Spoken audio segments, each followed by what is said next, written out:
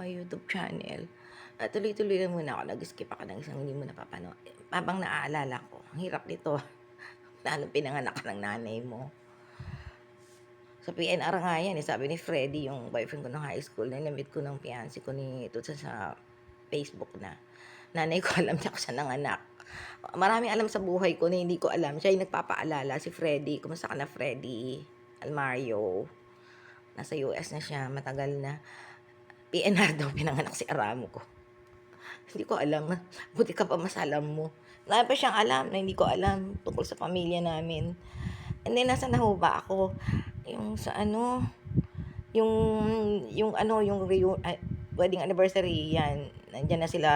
Hindi ko pa kilala si Jerlyn Wendy. Hindi ko pa siya kilala. Basta si Bong yan. Si Maylene, si Bess, kilala nila. Si paring Hector, yan. Boyfriend niya, naging asawa na rin niya. Kasi sa RCBC yung si Hector si paring Hector.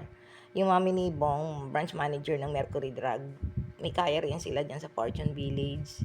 Mga barkada nila, mga brother ni Yoli Cervantes.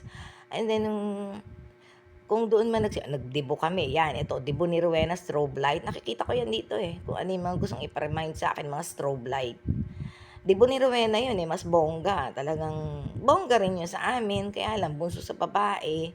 Naka-video pa nga nun may yung uso yung Betama, ano ba yun, basta binidyo, nagbayad ang parents ko.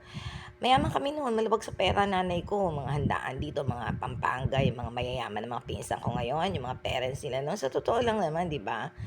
Marami, kung ako, kural ng baboy na alaga, marami ding halos kural ng baboy ang tirahan doon. Pero ngayon, mayayaman na sila, mga kasi hilaan sila magkakapatid Kahit kung ano man ng sa lahat-lahat, siguro, kung kakaiba man kami, hindi ko alam kung kami hilaan ba pa babae, doon talagang tanganay is panganay, hilahin lahat ng kapatid, kung meron man kaya lahat sila yan. Kumbaga ako na lang ang pinaka naiiwang patay gutom, separated mom, may PG. And then, parents namin nagbibigay ng mga pera. Tatay ko, galante yan O, kami yung pinakamayaman, Manilenyang kami. Mga nanay nila, nagkukusina lang, imbitahin ni nanay, mga bilas niya. Nagluluto sa amin, mga okasyon dito. Binibigyan naman niya ng pakonsuelo. So, eto na yung sitwasyon na akong pinakapatay gutom. Di fine, di ko rin naman alam at may ba kung may HP pa at pumapangit pa ako my own, mga depressions ko my own. And then, ito sa strobe light, ang dibo ni Rowena, marami ko nakikita dito, ano bang it remind me strobe light, pangit ako, Toyoto. Ano, pakialam nyo, inaano ba kayo? Sign up. Si Rowena, may tutor yan, Ibrahim, yun, sa Piati yan, university. Hindi rin ako updated, basta meron lang bisita na Jordanian. And then sa application namin sa